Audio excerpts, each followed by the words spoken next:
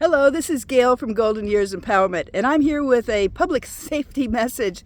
Something happened to me last week which I could have been blown to kingdom come with anybody lighting a cigarette or a match or anything within distance of me in my car. What happened? Well, here I am at a park where I had planned to go paddleboarding, as I do once a week.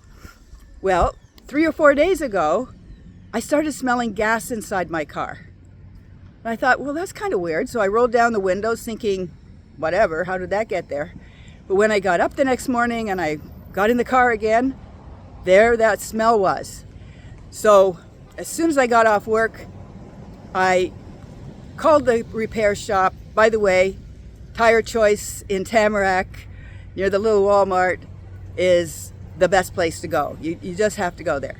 Anyway, they said, oh, bring it in. So I brought it in around 6 o'clock. They were going to close in an hour. They all leaned in and went, whew, smell that gas. And they took it into the shop.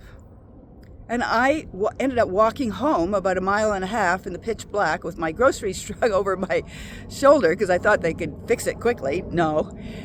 Next day, around 11 a.m., I called them and said, how's it going? And they said, can't find it. What? By 2 o'clock, I was getting a little concerned.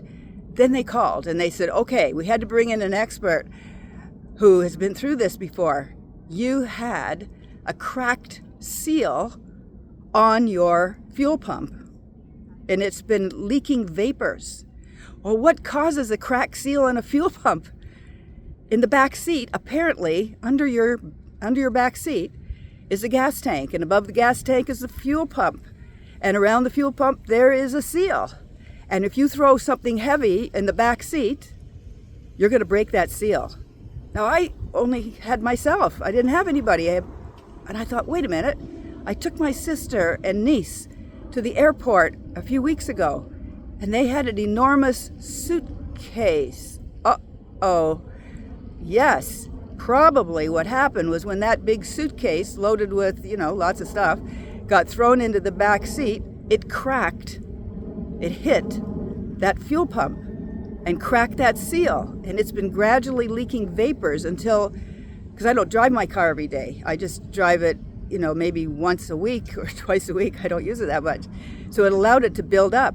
If I'd lit a match, if somebody had lit a cigarette, boom, I would have been up in smoke.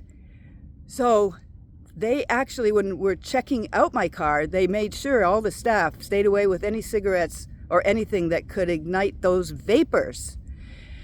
Well, I was very lucky.